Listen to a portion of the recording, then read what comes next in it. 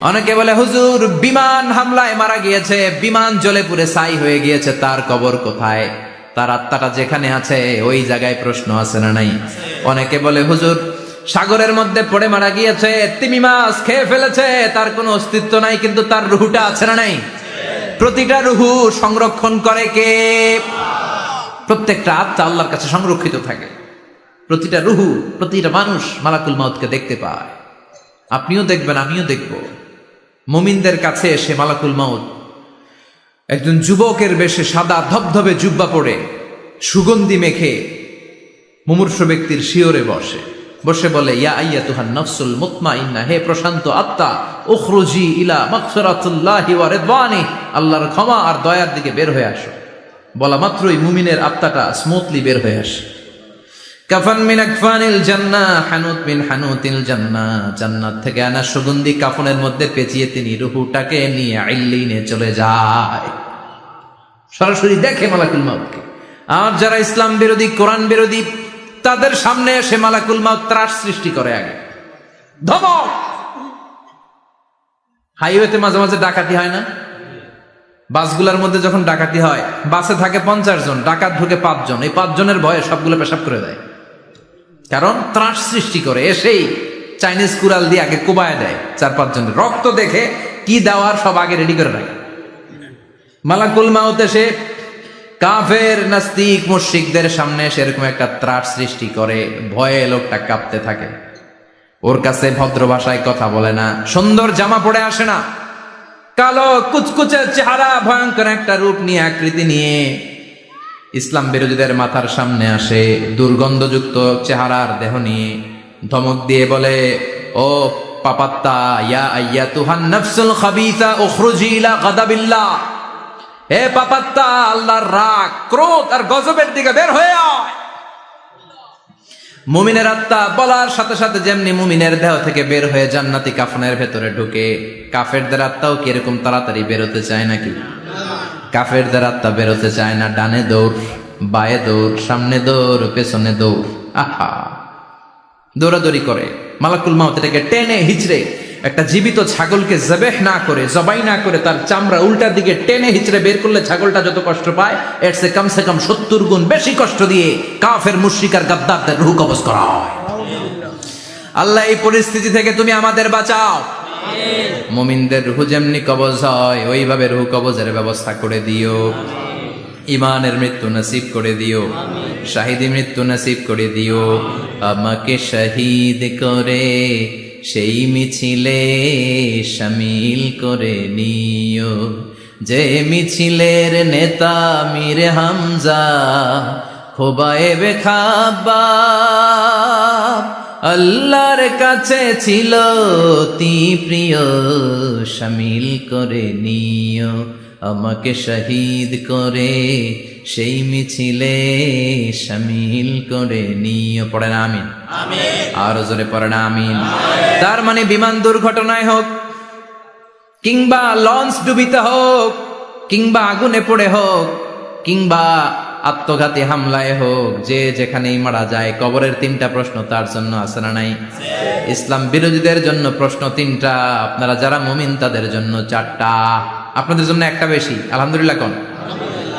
কবরে এসে প্রথম প্রশ্ন করবে মুনকার নাকির। যখন চলে আসবে 40 কদম, যখন আত্মীয় স্বজনরা লাশটাকে কবরের মধ্যে দিয়ে 40 কদম চলে যায়, তখনই ফেরেশতা চলে আসে।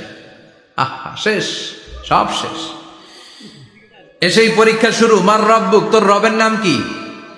চিল্লায় বলেন, আমাদের রবের নাম কি?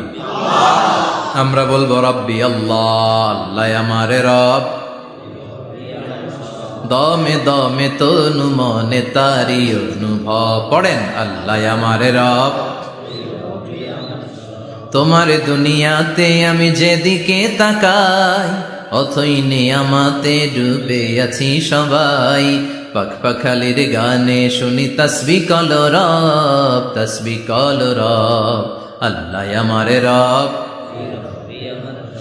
প্রথম প্রশ্ন, তোমার রব কে? আমরা বলবো আমাদের রব আল্লাহ। দ্বিতীয় প্রশ্ন, ওমা দীনু, তোমার ধর্মের নাম কি? আমরা কি বলবো? তৃতীয় প্রশ্ন, বিশ্বনবীর চেহারা দেখিয়ে বলা হবে, আতারিফু হাযার রাজুল, এই লোকটারে চিনো নাকি? আমরা বলবো চিনি, আমাদের প্রাণের নবী, ঠিক কিনা?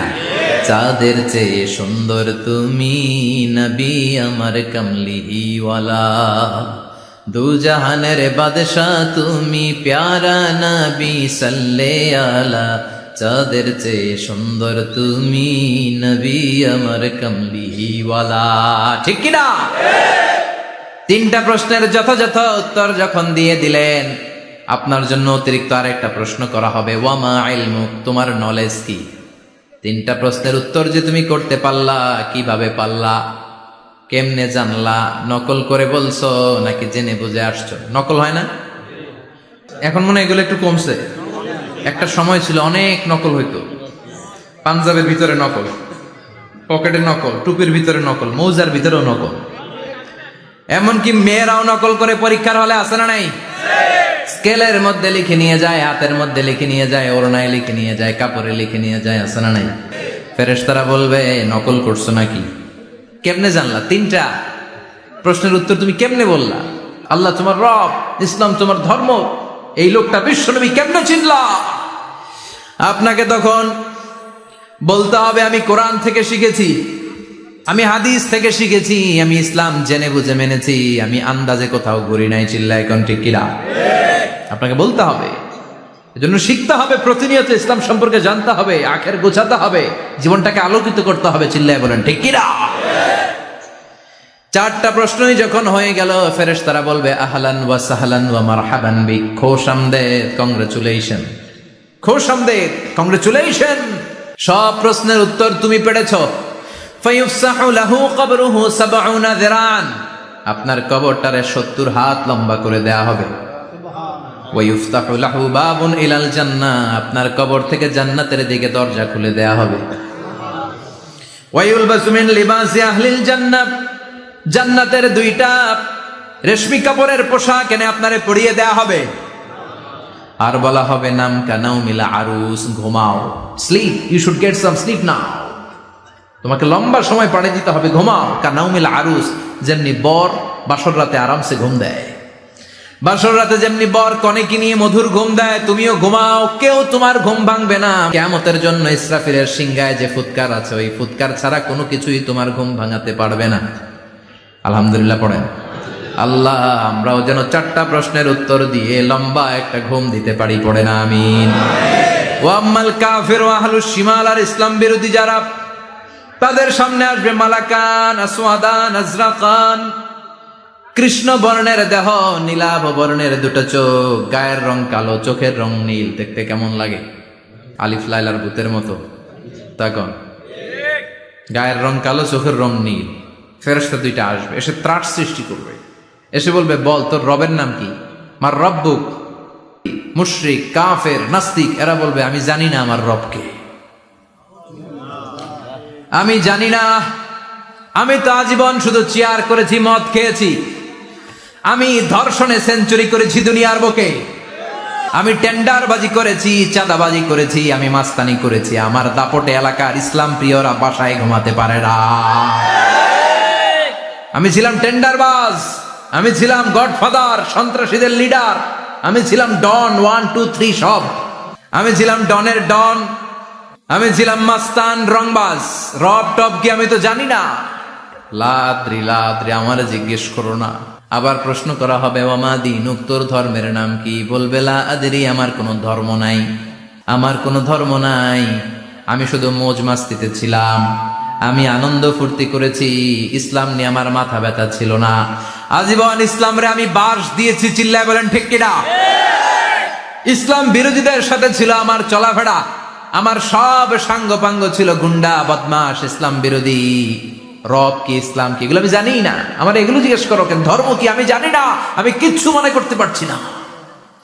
3 নম্বর প্রশ্ন করা হবে আতারিফু হাদার রাজুল, দেখো তো এই লোকটারে চিনো কিনা? কয় না, চিনি না, তবে মনে হয় এই লোকটারে দুনিয়ার বুকে আমি গালি দিতাম, এই লোকটার বিরোধিতা করতাম, ব্লগের মধ্যে এই লোকটার ব্যাপারে কুৎসা রটনা করতাম, এই লোকটার কার্টুন বানিয়ে আমি হিংসা ছড়িয়ে দিতাম, এই লোকটার ব্যাপারে আমি এলাকার মধ্যে অপপ্রচার চালাতাম।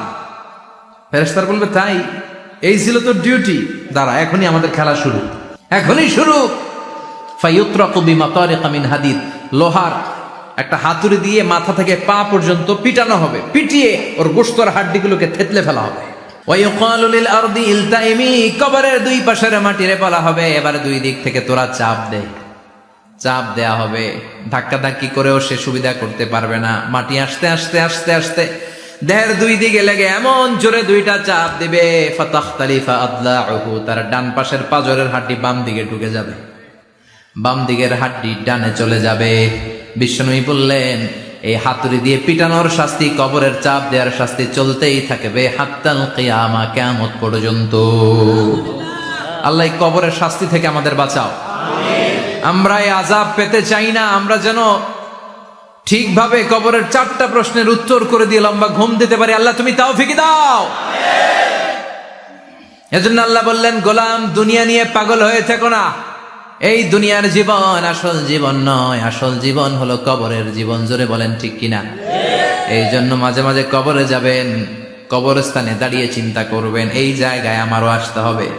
দিন যাবে, রাত আসবে, বৃষ্টি হবে, শীত আসবে, কেউ আমার দেখতে আসবে না। একা থাকতে হবে, একা, বড় একা, অন্ধকার, বড়ই অন্ধকার। ওই কবরের জীবনের সামান গোছানোর দরকার আছে না নাই? ওই কবরে সুখে শান্তিতে থাকতে চাইলে নামাজ পড়ার দরকার আছে না নাই? কোরআন পড়ার দরকার আছে না নাই? ছেলে মেয়েগুলোরে মানুষের মতো মানুষ করার দরকার আছে না নাই?